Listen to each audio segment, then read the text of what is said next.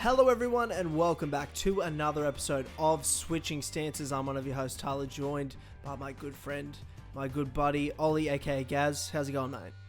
It's going well, man. How's it going for you? It's going very well. Happy to be here. It feels like we just did an episode because we did. It's basically. only been a couple of days. Yeah, pretty much like 2-3 days since the last episode. By the time people listen to this dropped. So it's a quick turnaround, but I'm glad we got an episode out last week because you actually had a lot to talk about, and there's even more to talk about this week. Yeah. A lot, I feel like, has just gone on over the weekend. Some announcements, some news, and then, of course, this weekend we have UFC 288. So I'm excited to be here and be talking about it again. How's everything going with you? Yeah, I'm doing well. I'm tired. I'm a little bit achy. I did a lot of wrestling over the weekend, so I'm a little bit cramped we're talking up. off air. You were saying your butt was sore, and I was just yeah. a lot of butt stuff in MMA. A lot of butt stuff. Mm-hmm. Very homoerotic sport. It is. That's why everyone's so homophobic in it. That exactly. Everyone's just terrified of being. Yeah. Don't sound gay, bro. Yeah, exactly. A lot of wrestling on the ground. A lot of sweaty men. Yeah, I know. And you've either just got to let go of any fears of being seen as gay, or push back so hard against it that you just devolve into outright homophobia. Yeah, exactly. Whereas I embrace it, you know. Yeah. I love a good slap on the ass. It really gets me going. But that's just me. So that is what it is. Take with that what you will. But yeah, there's lots of fun stuff. Over the weekend, there was two sort of combat sports things. There was a UFC card. I'm going to be honest with you, didn't watch it. Okay, that's cool. I'm glad we have that to talk about then. I watched Bare Knuckle FC live though. I sure watched that live. Did you watch Bare Knuckle FC? I did not. I don't like bare knuckle on like a moral level. I'm gonna be annoying. I'm gonna be annoying. Just because they have like actually killed someone. So one of these. Do you not watch boxing? Like, huh? Do you not watch boxing too? But no, but that's different. That's entirely different though, because boxing, it's not just like a complete negligence thing. Baited. Whereas with bare knuckle, it's just complete. Baited. They're just a terrible company. But I have seen highlights and clips. So he does support Luke. See, ladies and gentlemen, no, not directly. Not directly. Hypocrite. Just via my Twitter feed. I saw Luke Rockhold got his fucking face broken in. Yep. Which I feel like you could have anticipated, really. Look, was weird. Not that he'd lose his teeth, but... look, it was weird. Like, if we could start with bare knuckle, if we could. I've never watched a bare knuckle card before. This is the first time I've ever watched it. And when I say I watched the bare knuckle card, I watched the co-main and the main event live, and then the rest I got through highlights and clips. I sort of had wanted to watch it. I was actually watching the Formula 1 sprint from the night before. Oh, sure. And then I go to my friend Jared. I said, bare knuckles on. And then we went looking for, a way to watch it. Wink, wink, nudge, nudge. Yeah, sure. You went and bought it. Yeah, we went and bought it. Mm-hmm. Through KS Sports, because that thing definitely worked. And we watched Chad Mendes, Eddie Alvarez, and I'll say this. For the first time I'd ever seen a bare knuckle fight, that was pretty fucking sick. I mean, that would have been an incredible MMA fight. Those guys are sensational. And they were juiced to the gills, bro. They were both just juiced to the gills. And it was back and forth, man. Like, Eddie Alvarez won the first round. Chad Mendes comes in and gets a 10-8 second round by dropping him. Then Eddie drops Chad in the third, gets a 10-8 on his side. And then in the fourth, Chad sort of takes momentum back and wins that round. Next thing you know, it's pretty much like 2 rounds to 2 10-9, a 10-9 each and a 10-8 each going into the fifth round. And bro, Eddie Alvarez, and even in the fourth round, they both sort of dropped. Oh no, that was in the fifth round, and Eddie Alvarez dropped Chad and was landing and just took over, and you're like, oh, Eddie's got this. And then with 10 seconds to go, Chad drops Eddie, and they've both dropped each other in the fifth round. I was like, this fight was crazy. It was for my first bare knuckle fight. It was gruesome, but I was like, those boys came to fucking bang. Brutal shit though, really brutal shit. And Eddie got the win. I probably agreed with that decision. It was a split decision. I saw a lot of people weren't sure. I thought not like mad about it, but no, I thought like, Eddie won. I gave the fifth round to Eddie. You know, they both dropped each other in the fifth round, but Eddie had way more control throughout the round if the both knockdowns negate each other. And to be honest, I thought Eddie's was better anyway. But is what it is. Eddie gets the win. Chad Mendes retires. I hope they both got the bag, bro. I hope they both got paid for that, because like you said, like, I've never watched a bare knuckle fight. I don't know if I morally or agree with it or not. I probably haven't spent enough time to reflect on that before just chucking it on, because I love violence and fighting. But you know, my instinct was watch it, Tyler, watch it, see what happens. It's the only time I've ever been like tempted to watch bare knuckle. Yeah, me too. And I thought it was a really good fight. I thoroughly enjoyed it. It was brutal. I wouldn't want to see either of them do bare knuckle again. I'm like, you're both better than this. I hope you got paid a lot of money. But neither of you do bare knuckle fighting again, please. Go back to MMA or even boxing. Eddie. Yeah. Chad's retiring, but if Eddie could just box for some money, that'd be good. Luke Rockhold, Mike Perry was as bizarre a matchup as you thought it was. The bizarre as matchup as the build-up was. Yeah, Luke looking like a kickboxer at best, if that. Just the way he stood, I was like, he's not... Well, he shouldn't be participating in a sport. One, he can't grapple, and two, he can't even kick in. Tough. No, those are like his two things. Yeah. And do you know what else? Actually, first of all, is when he came out and his music hit and they have that WWE style ramp and he comes down and he's coming out to like Ave Maria, like level, like something like that. I forget what it was, but it was like some famous opera song. And he comes out and he looked disappointed that no crowd pop whatsoever. No one gave a shit that Luke Rockhold was there, and he looked so like gutted. He thought he was like the man. I'm like, man, Luke, you're so not self-aware. And then Mike Perry comes out to some real like you know, leaning into the meme that he's got African descent, you know, things like that. Sure. Mike Perry memes, you know, being Mike Perry, and then he comes in. Mike Perry's got the dog in him, just wants to throw down. Luke Rockhold, for all intents and purposes, should have won that fight easily. He's a better fighter. He's got better attributes, but he doesn't have the dog in him, and he doesn't have this fight IQ. He doesn't have the smarts for it. And as a fellow southpaw, bothered by his footwork, bothered by his lack of footwork and going to what makes southpaw strong and just leaving himself open, because every time he did the things that give southpaws advantage, he hurt Mike Perry.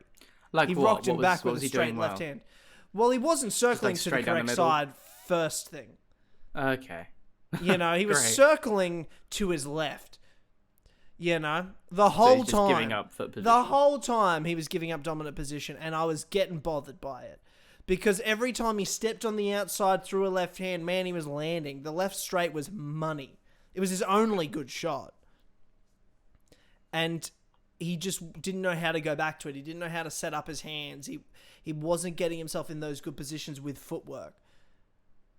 And Mike Perry was just standing there going, like, with the dog in him and just throwing, chasing him down, being relentless. Wasn't really being better. He was just being relentless and didn't give a shit and was happy to be there. And Luke just, I don't know, that wasn't like, in comparison, if you watch the first two rounds of Eddie and Chad, way less action. Way less like, they definitely damaged each other. They landed some good shots, but like, I wasn't like, whoa, this is hectic. And Luke just sort of stopped and was like, nah, bruh. And it was clear, like, yeah, obviously we've seen since he had some serious like lip and teeth damage. Yeah, his teeth. But like watching live, you're sort of like, what the fuck? Oh god, of course this happened. Yeah. It's just a bit of an anticlimax, a bit of a shit show. Luke leaves. You're sort of like, well, I don't know why you came here. Mike Perry wins and is undefeated in bare knuckle, the face of bare knuckle fighting, which is just hilarious. And it's the perfect place for it. Yeah, it's a perfect person, the perfect place, perfect marriage of promoter and people. And that scummy like bare knuckle promoter that runs the shit was just smiling ear to ear when Conor McGregor came in that ring. It was just sort of fucked. Conor came in, shit show, absolute shit show. Did you see the clip of Conor calling for an uppercut from Eddie? And Eddie, I saw it at the time. I saw Eddie point at the time, but I didn't know that was to Conor until afterwards. I had no idea. Sure. I assumed that was his corner. Yeah. You know what I mean? Or he was pointing to his wife, just Eddie! The whole time. Every time he fights, she was maybe the craziest I've ever heard her. Well, that's valid because it's bare knuckle. Eddie's wife is wild, bro. Do you is that a thing you knew about watching his fights? Like, that's not something I've ever read about on, like, I didn't read about that online to find out about that. That's one of those things that that's a truism. That's something I just knew watching his fights. And then I'm like, thank you, someone said something online. Yeah, I saw a guy who was like, I'm a lifelong fight fan and I've never seen Eddie Alvarez's wife do this. How can he fight like this? And everyone was like, you've only just noticed? This is like a staple of an Eddie Alvarez fight. Exactly. That's the thing you look forward to. Me and my friends joke about it all the time and have for years. And it's just brilliant to see, like, even before, like, as soon as we turned it on, Jared goes, Eddie! And I'm like, oh, true, I forgot. I always forget his wife's going to be there. And then as soon as it starts, you just hear her screaming. And we're like, yes, this is great. So I assumed he was pointing to his wife or something. I didn't know. It was kind of... no. Yeah, it was kind of... Yeah. Which I guess is like, okay. It was just weird. I don't know why he was there, to be honest.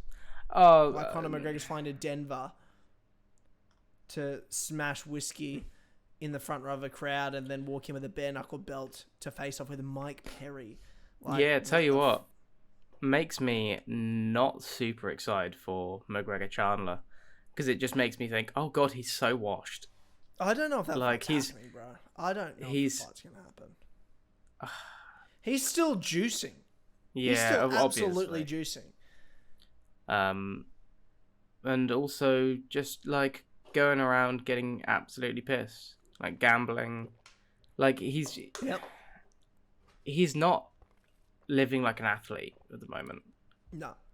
Which is weird for someone who's like, I'm back in the game. You know, I want to get this done. I don't know how much I believe him. Yeah. Yeah. Yeah, me too. Obviously, we only see snippets. We don't see the whole, day in the life, so we don't know for sure, but it certainly doesn't make me feel good. No. It also doesn't we got the poster for TUF, though. So that's like at least happening kind of soon. Yeah, the poster was pretty sick, to be fair. Yeah, well, yeah, it was nice. And I will. It was nice seeing McGregor. Oh yeah. Yeah, like I haven't watched an Ultimate Fighter probably since season 22 when McGregor was on it with Uriah Faber. No, I did watch bits of Joanna and Claudia. I watched, and that fight was so sick too. I watched a bit of Volk. I watched a little bit of Volk Ortega. Oh yeah, I watched clips. I feel like of just Volk and Ortega themselves like pranking each other. I didn't really watch like the Ultimate Fighter for the Ultimate Fighters. I just wanted fight content. Yeah, I mean, nobody watches the Ultimate Fighter for the athletes because if they're any good, they'll come to the UFC. Because you don't need to win the Ultimate Fighter to get this UFC contract. No, you'll probably get like 4 or 5 people on the show will make it through to the UFC. Yeah, exactly right.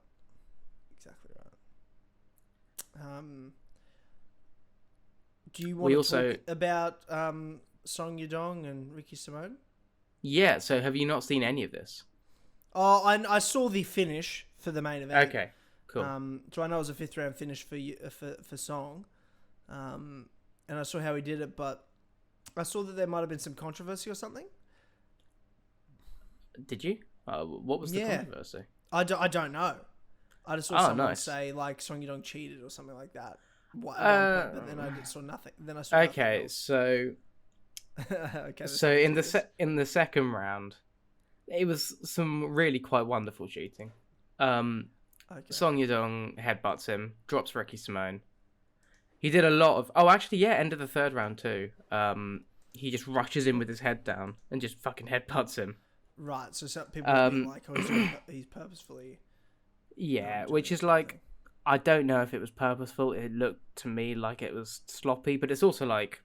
If you're running in on someone on a straight line with your head down like you're charging at them, yeah, you're going to end up headbutting them. Yeah.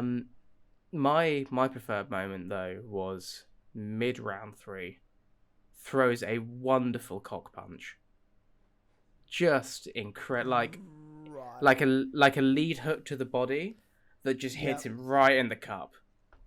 That's some like just Keith pinpoint type dick punching. Shout out. I don't know who that is. That's UFC 4 stuff. That's all. Don't worry about it. That's, you weren't alive then, bro. Don't worry about it. Don't worry about it. Well, I'm pretty sure I was about to be. It's around that time. How many of the early UFCs have you watched? What's that? How many of the early ones have you seen? I mean, a lot. I don't know. I think I'm like up to 10 or 11. I think. Okay, nice. And then I've seen all the way back till like the 100 days in those, and even before then, some of them. Like, it's just sporadic. But from like when I went back to start watching from 1, I went and had a phase and I probably watched the first 10, I think. Okay, sure.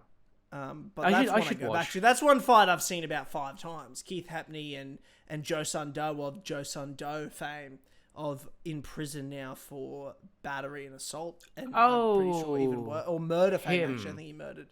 Yeah, that guy. Yeah, the guy that carried a cross. Yeah, came in with the cross on his back to the ring, and Keith Hapney dick punched him to win. Like, just had him like on the ground and just was punching, beating his dick, ground and pounded the dick, because you could just dick punch people back then. So exactly how you described, Song did it. Just a full hook right to the nads. Yeah, it was incredible. But on a more sort of dynamic basis, Simone looked like he was doing a lot of the right things, in that he was, getting in, getting out, trying not to stay in the pocket with Yadong too much. Lots of like doubling and tripling up on the jab, just like straight punches, a few kicks, low kicking a lot, which was having a lot of good effect. But also, I think as soon as he really felt the power of Yadong, he looked a little bit, what's the word? He just didn't look like he wanted to engage that much. Yeah. Like, Yadong could kind of pressure him however he wanted. All of his punches got Simone reacting quite poorly. Like, it was just a lot of Yadong looking like an athletic freak, and Simone looking like he didn't want to be the less athletic guy in there, because he's typically the most, he's typically a bit of a cardio guy. He's typically the more athletic fighter, especially like when you look at him versus Jack Shaw. Like, he's definitely the more naturally athletic guy there. Against Song Yadong, who's just a fucking powerhouse and has a really quite good chin. And also just came off a great experience fighting Corey Sandhagen as well. Though he didn't win that fight, that's like some serious experience you got from one of the top guys in the division. So to fight a Ricky Simone, I think just that alone is just such a valuable experience to go through, to go 5 rounds with Corey. And I think it does Simone, a lot for fighters. And I don't think Simone was at that level, but I think Simone may very well get the benefit of this experience, and he went to the 5th round. You know? But he did go to the 5th round. I think he probably lost every single round up until then. It just really, from when he first started getting hit hard, he looked like he didn't really want to engage much. His wrestling wasn't really getting him anywhere.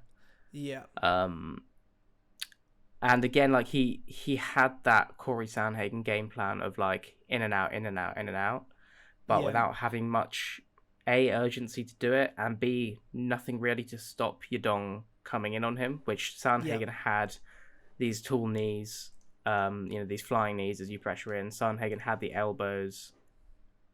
It was just Sanhagen had so much more that he could do that Simone looked sort of limited in his arsenal and didn't have enough to stop Yadong just stepping in on him, setting down on shots, hitting him hard.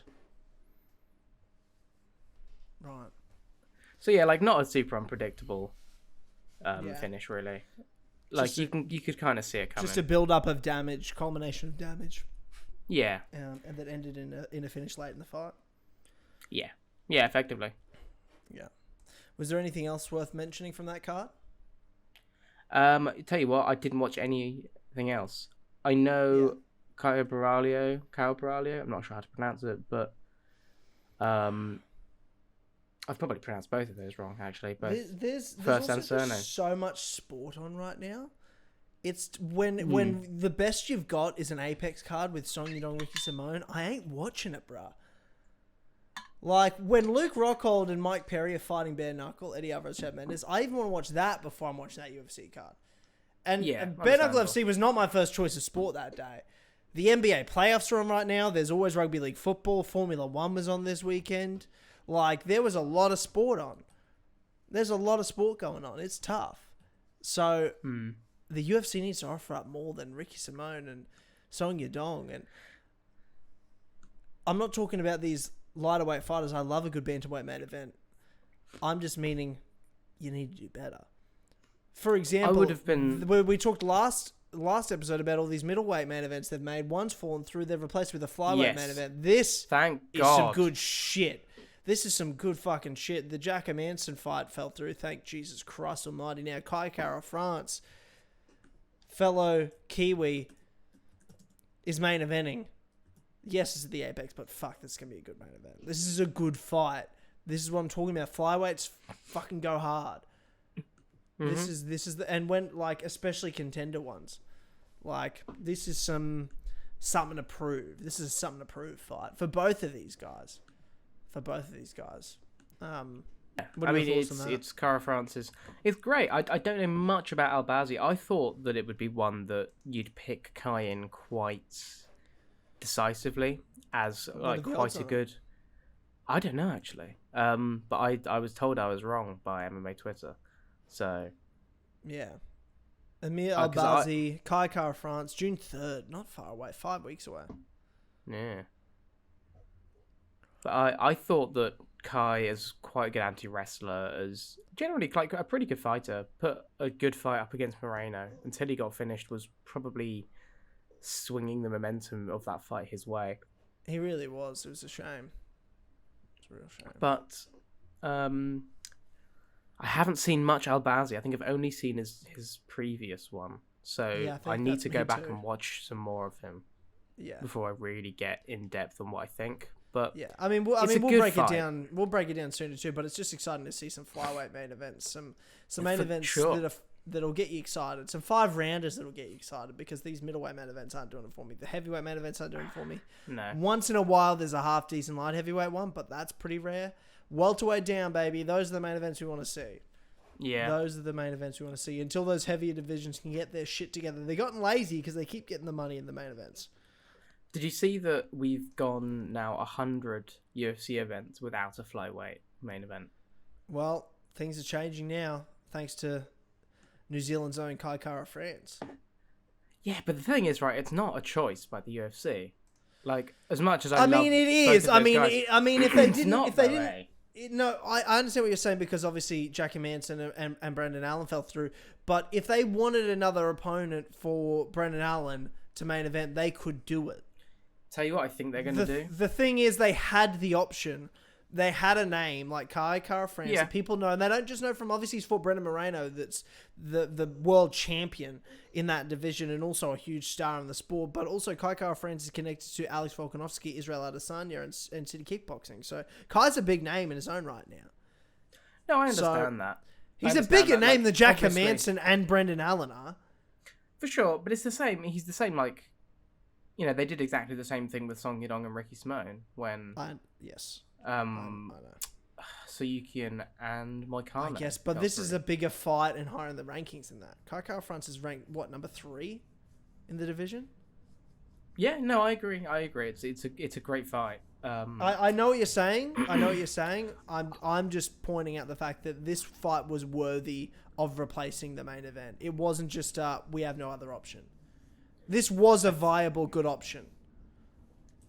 I think the reason that they haven't tried to rebook Allen, I'd like to think, is that they'll try and do Strickland versus Allen and bin off. Strickland's booked for a fight already. He is, but it's against an unranked guy with one fight in the UFC. Right. So, yeah, Abbas Magomedov. So I would assume they're going to take that fight apart and rebook. Yeah. Interesting. Because it makes so much more sense in terms of the division. Strickland was like... Strickland basically said, either I could just wait around or I could take a fight. This is the fight they gave me. This is all they had going, so I took the fight because I want to fight. Yeah. Which, respect. I can't... You can say a lot of shit about Sean Strickland, and I do, but he is someone that is just kind of willing to fight whoever is put in front of him, so I can respect that. He fought Pereira. Yes. Didn't go well for him, but no, it sure fair didn't. fucks for actually having a go at that. Yeah. Putting yourself in there with Pereira, because, hey, no other middleweight did. Not that they were offered necessarily, but... True. You're right. You're absolutely right. Do you wanna hit the main card of... What is it, 288? 288, yeah, let's get into it. That's what we're here for. We're here to break down 288. There's probably only one prelim of major note, would you say? And that is the featured prelim for UFC 288, and that's Drew Dober and Matt Favola. I mean, it's a solid fight. It's probably going to be a banger. Good fight.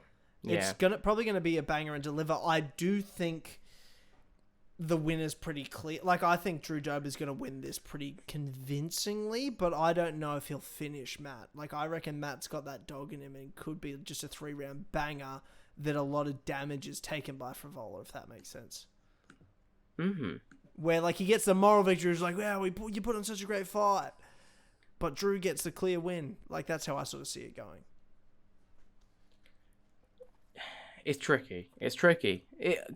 Drew Dober is a really quite great fighter, who is just consistently loses to the elite guys.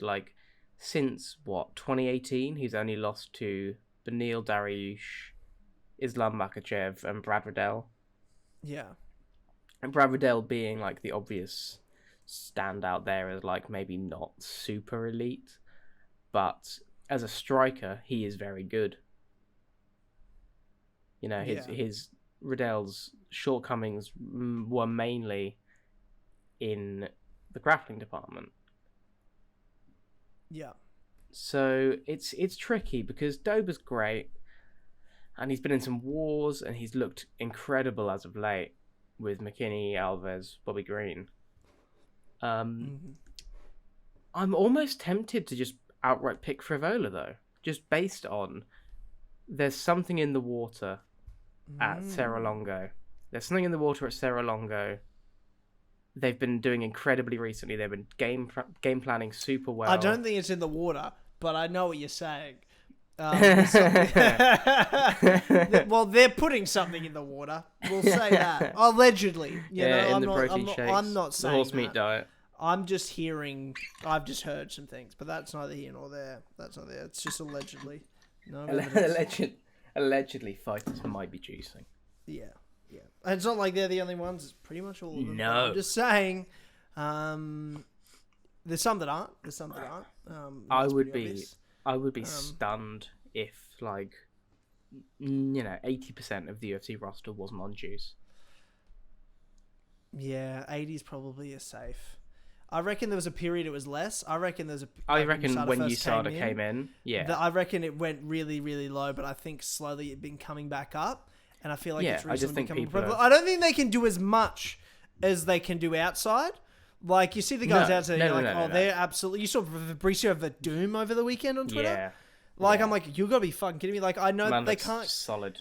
I don't think they're able to do as much as you could outside, right? Or before. But, they're still on stuff that helps them. For sure. It's different. And it's maybe not as good. So it's just a different level of cheating, I guess. Yeah. But yeah, I mean, there's definitely people that I don't think are. For sure. You know, There's people, but is that changing? I don't know. The people that I think probably are clean are the people that are always injured. Guys like Rob Whittaker, guys like Arnold Allen. Oh, Robert Whittaker is not. Yeah, Rob Whittaker's not. Rob has looked the same always and forever. Yeah. All through the USADA period, and he's always been good. He's not someone that like USADA came in and he started doing shit or something like Chris Weidman, which coincidentally, what gym's he from? So you know, that's all was from. That's all I'm saying. And I love Matt Serra. I love Serra Longo, and I love that gym. Not as much as I used to love that gym, but I love that gym and I love those guys. But I'm just saying, you're saying something in the water. I'm saying they put something in the water, allegedly, maybe. You know. I get like I'd be shocked if they weren't. I'm suspicious. Is all I'm saying. Aljo is a guy who I would just with zero knowledge of steroids, you would look at and you'd go, "Oh, he's pretty juicy. He's a pretty juicy guy." Marab and Aljo look like the cardio on Marab. I juicy. think it's you know, we can't prove anything. We don't know. They could be clean as a fucking whistle. Sure. So I got nothing, like no proof. I can't say anything. I'm just, if you had to suspect, they're guys that I would be like, if you gun to my head, yes or no, I'm saying probably yes for both of them. Yeah. I would. Just one man's opinion. I would put good money on it for sure. Yeah. But it's one where you'd expect Favola to come out, try wrestle a bit. I say that. Does he even wrestle? Does he even wrestle? He does a bit. He tried against Turner. He tried against Louis Pena. Maybe a bit. I think this is a banger, to be honest with you. This is a banger. This is definitely a banger. Probably the only banger on this prelims, to be honest. Yeah. This is a tough card. They've really fucked New Jersey over with this card, to be honest with you. Bro. Yeah, this is a rough one, especially with the loss of Oliveira Dariush. Yeah, dude. Like to be fair, they pulled together a great co-main replacement, but is it? Yeah. It's no Dariush. No, like, it's not better than that. But is it a great fight? Yes, of course it is. I mean, let's get to the main card. I've got Drew Joba. You're feeling Matt Favola because of the water. It's Serra Longo's gym. Because of the water. Yes, because of what's in the water. We open the card featherweight bout: Kron Gracie, Charles Jourdain. What are your thoughts? What are you feeling? What is there to say? Kron Gracie is someone that I've only ever really heard about. What has he had? He's 1-1 in the UFC. Beat Alex Caceres in 2019, and then lost to Cub Swanson in 2019. I mean, hey man, it doesn't look good for Kron Gracie. Surely that's a fight where you're like, ooh. Not Lando Venata. Charles Jourdain should win that. Yeah, well, think. Charles's last win was against Lando Venata. Yeah, that's why I got it. And he then he lost to Burgos, and someone else. I don't know who. Nathaniel Wood. Right. Nathaniel Wood looked awesome against him in London. Yeah. But those are really good opponents. Those are really good opponents he's faced, lost and won, too. You know. But to be fair, I mean, Kron, he's lost his last two, Swanson and he's 1-1. Oh no, 1-1. Did he beat Caceres? Yeah, he beat Caceres with a rear naked choke in the first round, and then he did too. Went to decision with Cub. With Cubby. Yeah, I mean, I think. I actually like Charles, and I'm going to go with Charles. Yeah, I like Charles. He's fun. He's a banger. Yeah. I don't know how good this fight's going to be, though, to be honest with you. I don't think it's going to be great. It's not, like, on paper, very good, to be honest. It's like this is a prelim fight that you're like, oh, yeah. You know, I'll tune in for that. I'll tune in for Charles Jourdain. Yeah. Kron Gracie's got the Gracie side. I don't think it goes to decision, though. I do think there's probably a finish. That doesn't mean it's a good fight, though, and I think that's what we need to remember. Some people get confused with there's a finish, therefore fight's good. That's not necessarily true, and I don't think it's going to be true in this case. No. I don't think it's going to be true in this case. I think you're going to see Crane Gracie looking... There was a finishing Kimbo Slice Data 5000, bro. You tell me that's... Yeah. Data died. No. Data 5000 actually died in the cage temporarily. And then they had to revive him. It's not a good fight. I think it's a bad fight. What I'm saying is... I'm not... Jesus Christ, I'm comparing this to Kimbo Slice Data 5000. All I'm saying is... I think there'll be a finish. I still think the fight's average, subpar fight. Yeah, I don't think it's going to be super fun. I think it's either going to be over early, or it's just going to be sort of back and forth. Someone gets either a choke or a knockout. But not back and forth in a fun way, back and forth in a sort of your turn, my turn kind of way. Yeah. I mean... I think Gracie's going to look like he's coming off a 4-year layoff. I think 4 years is such a long time to be out of the sport. People have evolved so much. Dude hasn't fought since COVID, bro. No. Yeah, no, I'm not too scared of this one. I think I'm pretty comfortable picking Charles. Yeah, you would be. Well, so we've both got Charles? I think we both have Charles. I think he finishes him in like I'm going to go second round. Yeah, it's a safe bet. A later half finish. I wouldn't be against. Yeah. Next up is Movsar Evloev. I don't know. Evloev, I think. Evloev. And Bryce Mitchell back after Ilya's absolutely butchered him. That's a quick turnaround for Bryce. I don't know if I like that. It's not that quick, is it? 16-0 Mofsa. Didn't he just fight like 3 months ago? Hold on. Let's have a look. Didn't he fight Ilya 3 months ago? He fought December. He fought Ilya. Yeah, right. Okay, so 5 months ago. Okay, yeah. Actually not too bad. Not as bad as I thought. I thought it was like 3. I thought it was like a February card that happened. Or January at longest. That was... Wow. December 11th. True. Yeah, that looked really bad for Bryce. And yeah, that was some a great butchery. wins before. He beat Barboza, for God's sakes. But, yeah, I don't know about Bryce. Hey, like, he got really broken. Yeah. He got really it's a tough battered, one. and I don't know if he's that sort of guy that can overcome that. He's a bit of a weird cat. He's a bit of an, he's into the woo-woo stuff, you know what I mean? Did you see he's being featured in a Netflix Flat Earth documentary? Yeah, that's what I'm saying. He's into He's the been woo-woo. kicking off at Elon Musk. He believes in God and that woo-woo stuff. Is that a bar for woo-woo?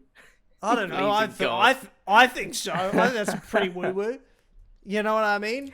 They just go like, he's like base level religious. He's a nutter. You can. Yeah, but he's not base level woo. Like, no, God. of course. But like, it's just he's funny like how God you go, wants him to have... he's into flat earth, he's into God. Yeah, well, I don't... Is there any flat earth person that doesn't believe in God? I don't think that's true. I'm pretty sure all of them do. I'm pretty sure it's 100%. Do your own research on it. But I'm pretty sure, like, they've done a study and everything. And it's like, if you believe in flat earth, you believe in God. But, like, I'm talking about, like, Bryce believes, like, God meant for him to have his guns and shit. Like, we're talking woo-woo shit. Where, like, he'll get aggressive if you bring up his guns. And his, like, argument is, like, God. And it's like, wow, that's intense. It's a lot, is all I'm saying. It's a lot. I think you might be right, I'm on YouGov now, and what's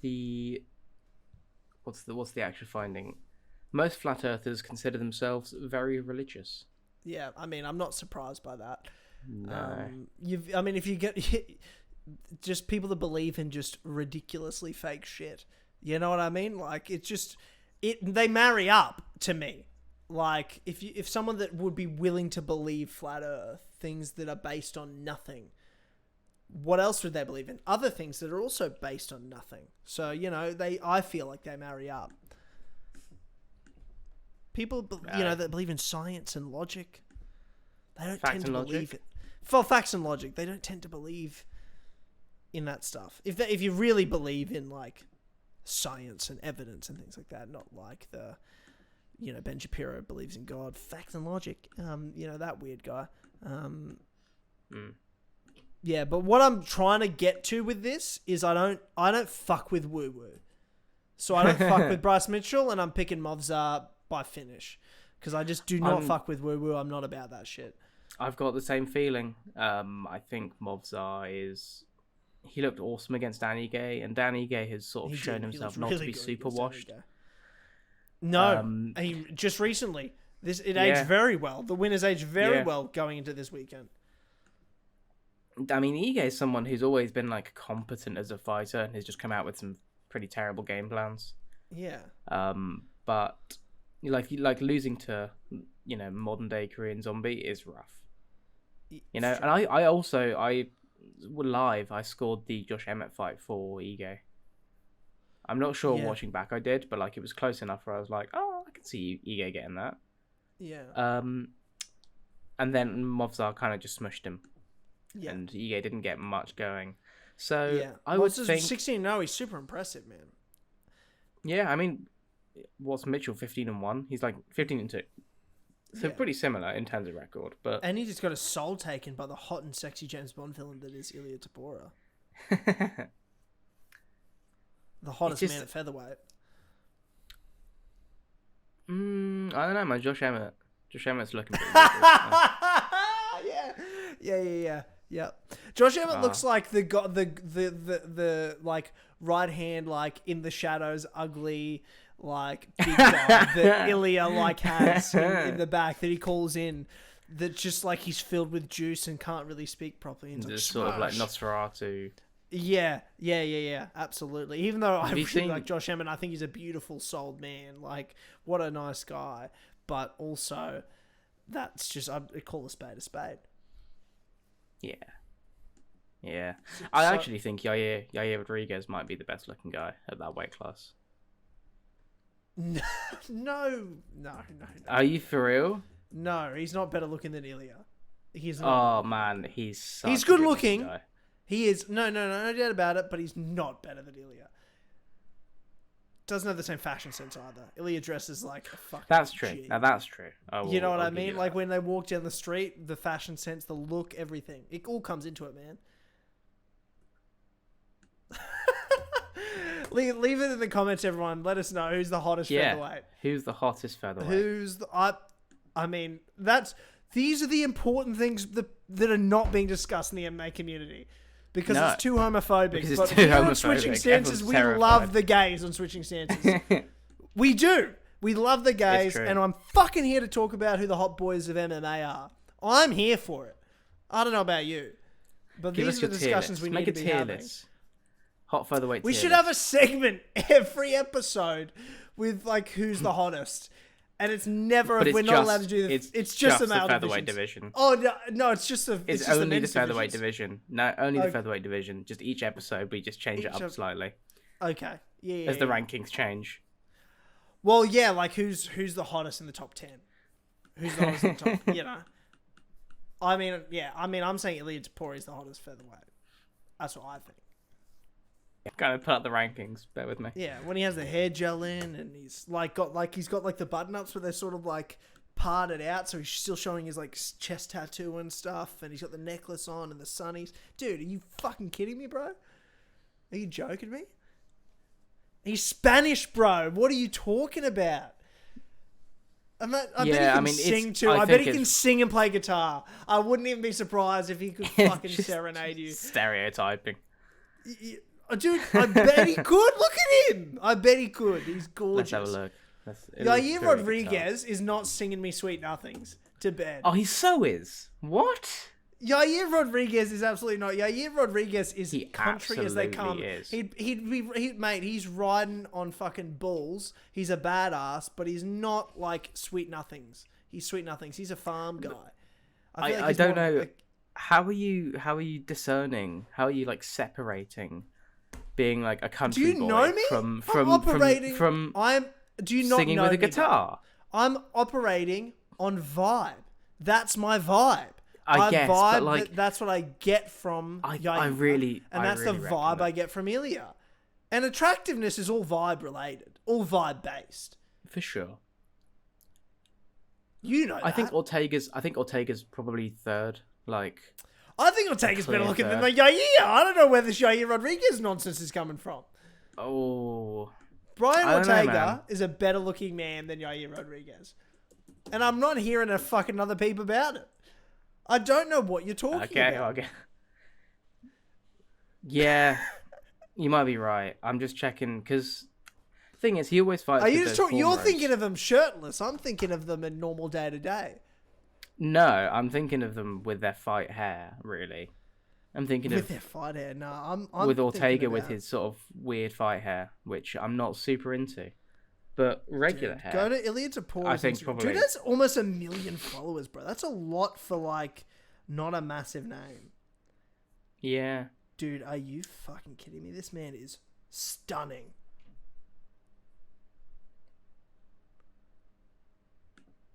Have you been to his Instagram? No, I'm just looking through Google Images from Brian Ortega go to his Instagram. You're an asshole if you think Yair Rodriguez is better looking than this man. You're a piece of shit. Dude, remember what he did to Ryan Hall, bro? I forgot that was Ilya that did that. Ilya's the guy that's yeah. Fuck your shit off. Fuck off. I'm not falling for your bullshit. Yeah, that was a fun one. Oh my god.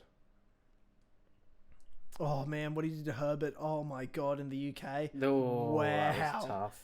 And then Bryce McMahon's a fucking animal, bro. He's an absolute animal, and he's just gorgeous. And he's got abs carved out of fucking marble. Yeah, okay, yeah. You know what? There's some photos where I'm looking at him, and I'm like, no. And then there's some where I'm looking at him, and I'm like, yeah. But this is what I mean, bro. This is the stuff that's important that people aren't talking about. No, Who are the hottest featherweights? And that's what we're here to do. This might be the longest section on this podcast today. Yeah, this is what we're here for in Switching Stances. The title will be UFC 288 predictions and who's the hottest featherweight. No, it'll be... That will be the title. I think who's the hottest featherweight should come first. That's actually a great point. That's the important part. Yeah, I agree. I'm writing that down.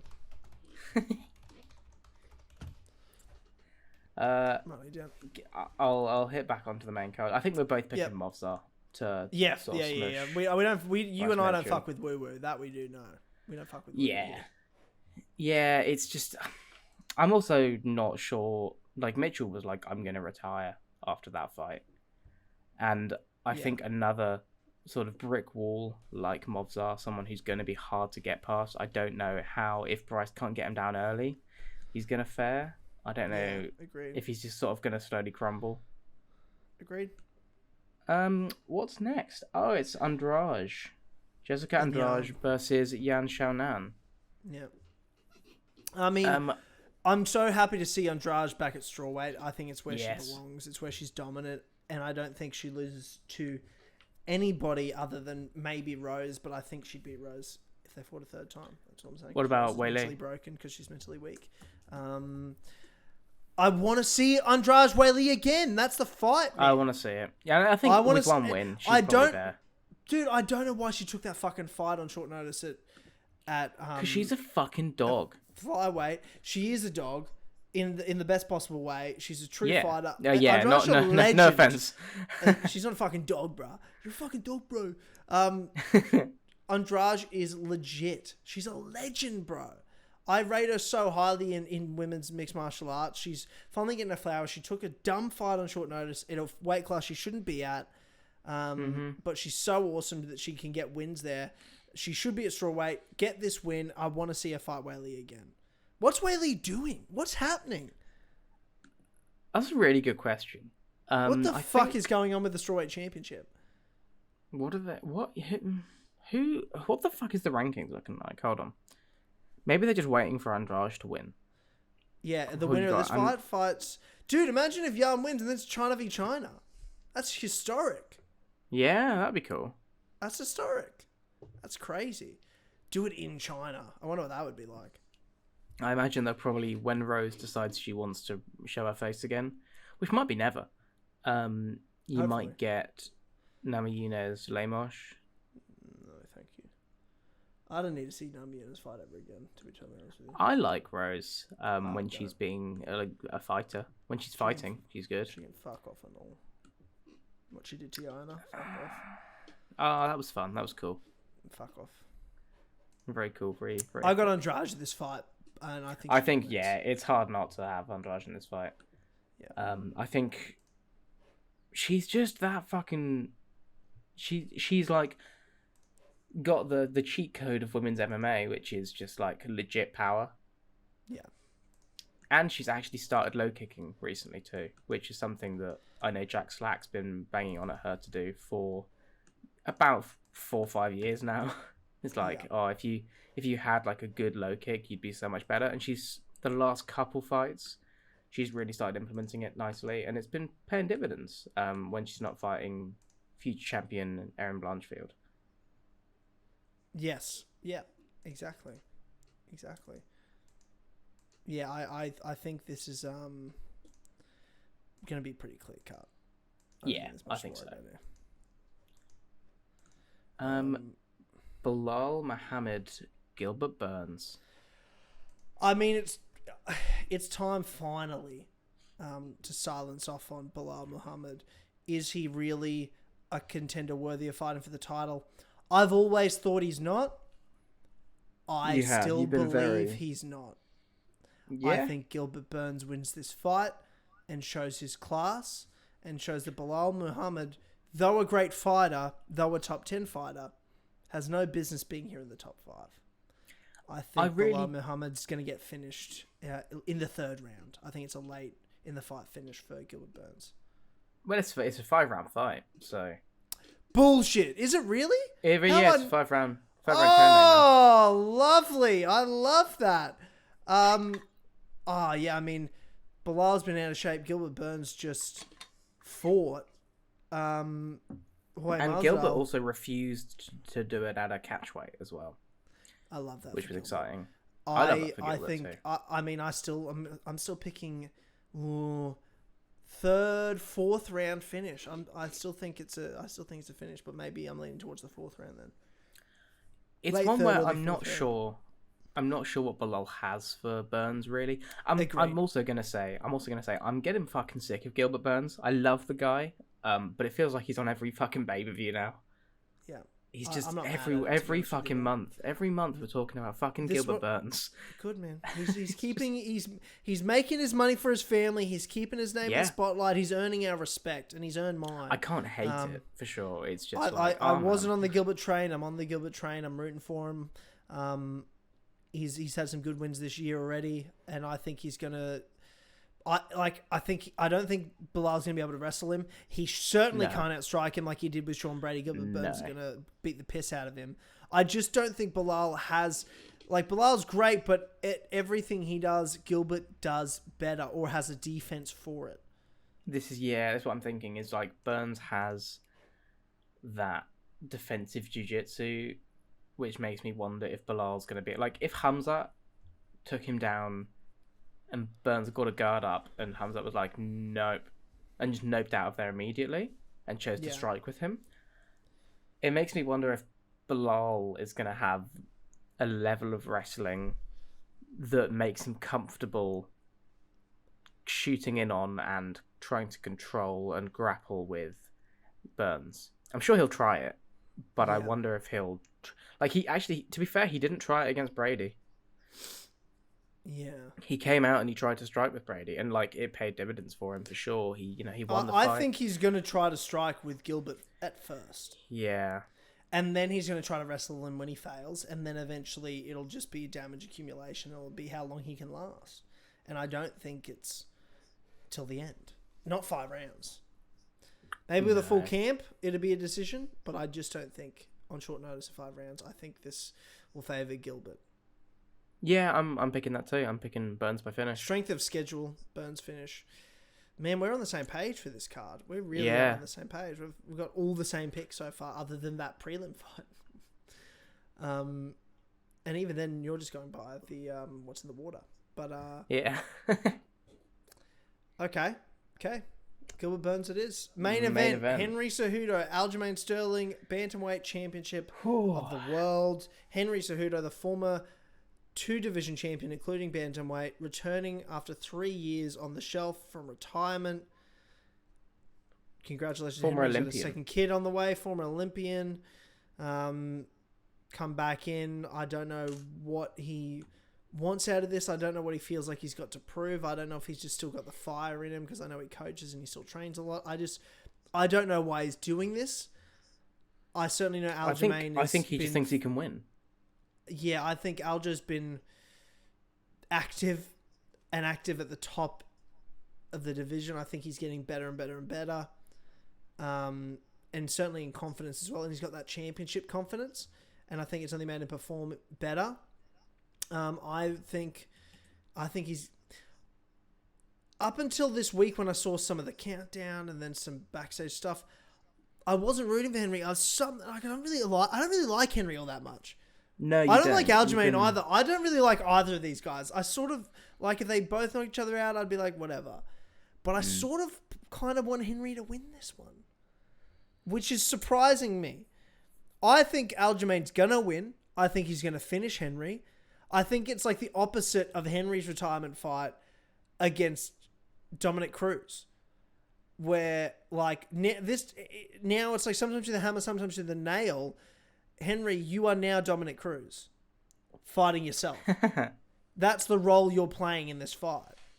And I think you're going to get finished. I think you're going to get finished, late in the second round, to be honest.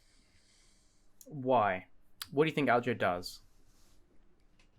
I think Aljo's going to land a couple of good shots. I think there's going to be some bit of rest, like they're grappling and bit of wrestling exchanges. I think they're going to sort of neutralize each other's. If anything, I think Aljo's going to be stronger, pretty much everywhere than Henry is, and I think he's going to like damage him with his knees and his kicks to the body, and then eventually land some strikes to the head. And I just think he's going to damage him, and it won't take that long. I think he's going to land some big shots. Yeah, I think a lot of it's going to be in the clinch too, in between the wrestling exchanges. I think that's where Aljo's going to start to land, and then it's going to build up, and he's just going to sort of like be more and then more and then more, in terms of the volume that he gets to land at in and out of these exchanges. That's what I see when I imagine this fight playing out. That's what I see, and I just see an active, younger champion fighting a guy that's been retired for 3 years, and who I didn't really rate that highly anyway. Like, yes, as a world champion for sure, but like I didn't think he beat Demetrius, and then who he beat at bantamweight to be the champion there was Marlon Moraes, and then Dominic Cruz past his prime. Good wins, like obviously a great competitor and worthy of being called a world champion, but I don't put him up there in the high. Like the fact that he's been double champ, he's the least impressive double champ. I don't think he beat TJ. Obviously, how competitive it was, I respect the hell out of Henry. I think he did beat TJ. Oh, it's TJ. Sorry. Yeah, I was going to say. I think he said DJ. I think he said DJ. No. Yeah, no. TJ for sure beat TJ. For sure beat TJ. I mean that whole thing. But also was weird with the incredibly drained, unhealthy TJ. Yeah, on steroids, TJ. Someone said on Twitter, like, it's the battle of the suspicious resumes. Like, it is a bit of the battle of the suspicious resumes. I just think best wins are someone he beat by a very controversial split decision, someone who's incredibly drained, and then a short notice old man. Yeah, no, I agree with you. Aljamain's Aljamain's are... His title reign has had asterisks over all of it, in that he beat Jan by DQ, by getting kneed, beat Jan by a split decision, which some people... I think that was a clear Aljo win, but some people think Jan won it.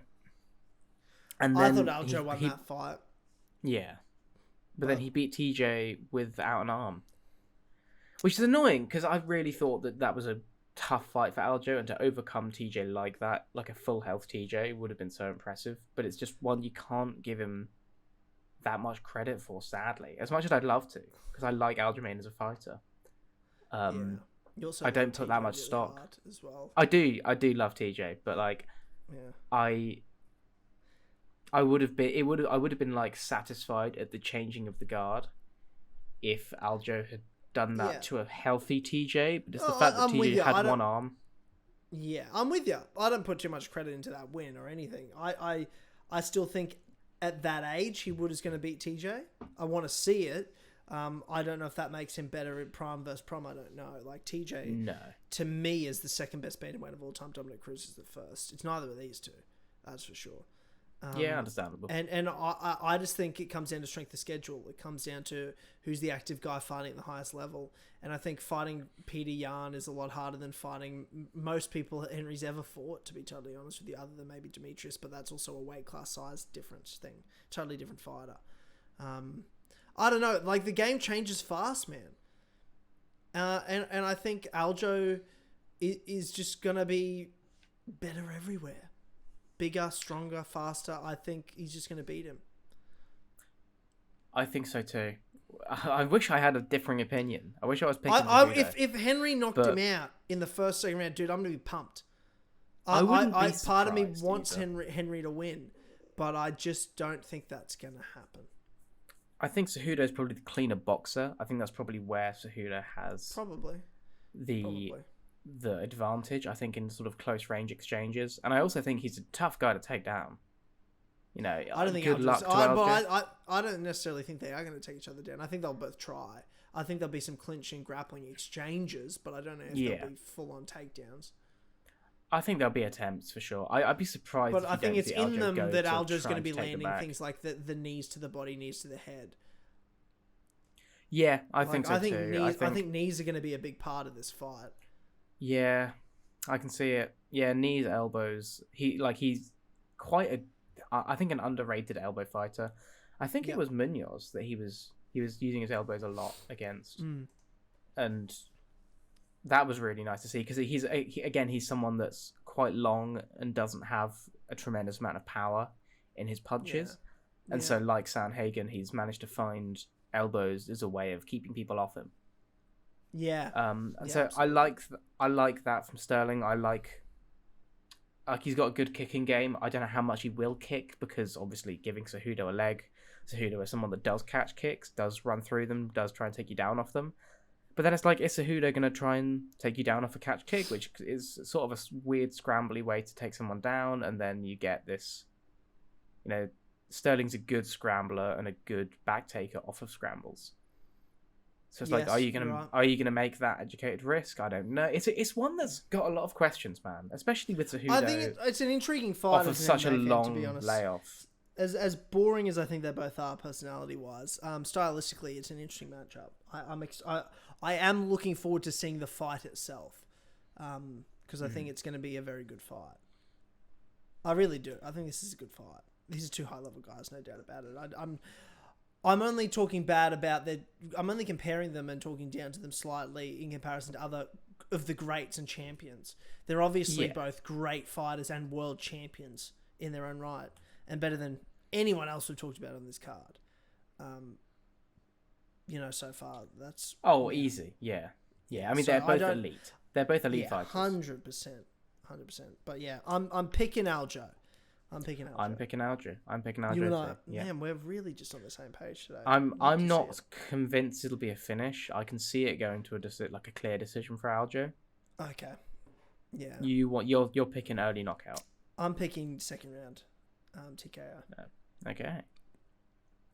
Yeah. I do want to just quickly, just because bantamweight's a weird place at the moment.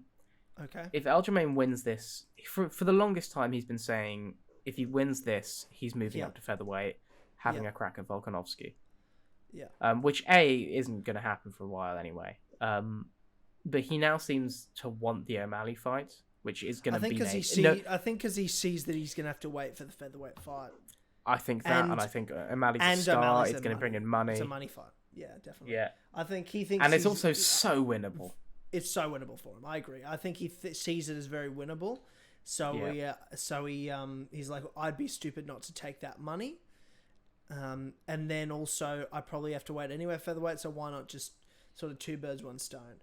I think it's smart. I think it actually makes sense. I think it's a smart thing to do. I think if you're Aljo, if I was him, and you beat Henry, you fight Sean O'Malley next, and then you move up. Yeah, and O'Malley's always going to be, unless he really starts dropping off. O'Malley's like a good enough fighter to where he's always going to be at the top of that division.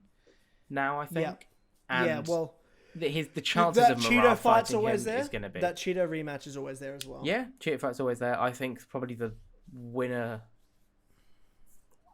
I think if Sterling does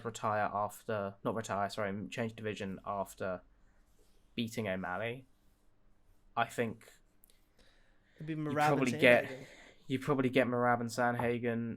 I think you probably get Merab and Sanhagen. Yeah. There's so many. There's enough fights in that division for Merab where he's not going to be taking food out of Merab's mouth. No, I agree. 100%. Bantamweight's stacked. Plenty of fights. 100%. And always people coming up too. So, I'm not worried about bantamweight. And Merab's going to have his chance to be champion. If Cejudo beats Sterling and you get Cejudo versus O'Malley, how do you think Cejudo versus O'Malley looks? I think O'Malley can win that fight. I think it's tough. I think it's like he's got such a reach, such a length advantage on the guy. Yeah, I'd actually pick Sean O'Malley in that fight. I think I need to see how Cejudo looks against Sterling to really set down on something. You're probably right. I wouldn't be shocked. I might change my mind after the weekend, but yeah, I think Cejudo would be the favourite to win, but I would be. But not by much. I think it'd be a 200. Yeah, I'd be picking O'Malley. Maybe because I'm a bit of a but I don't know. I think O'Malley's got good enough game planning and he's like a smart enough fighter. Dude, I love that he's taking time off after the Pidion fight. Yeah. He's a smart guy. Why not? Why does he need to fight? He's like, the UFC are not putting Merab in a fucking title fight anytime soon. Dana fucking hates Merab, clearly. Dana is fuming. I hate Merab. And I hate Dana too, but I'm with Dana on this one.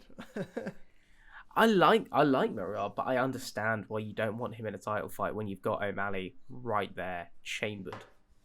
Merab can fuck off and all. Yeah. And O'Malley. If Sterling was to go up after beating Cejudo and O'Malley, do you think he gets Volk straight off the bat? Assuming Volk's still champion, which is a fair assumption. A fair assumption, yes, he does. I don't think he gets it before Volk fights for the lightweight title, though. No. Volk has, 100% has Yair and Islam again. He fights Yair, then he fights Islam. I want Islam to win his next fight so bad, and I don't like Islam. It's just because, even if it's Charles or Dariush, I'm like rooting for Islam, because I'd need Islam to win once Volk wins, so that it's the rematch. I don't want anyone else to beat Islam. I want Volk to beat Islam. Yeah, I mean, I think Dariush is a dangerous fight for Islam, but I also think it's one that Islam wins. That's why I'm rooting for Charles to beat Dariush. I need Dariush to fuck off.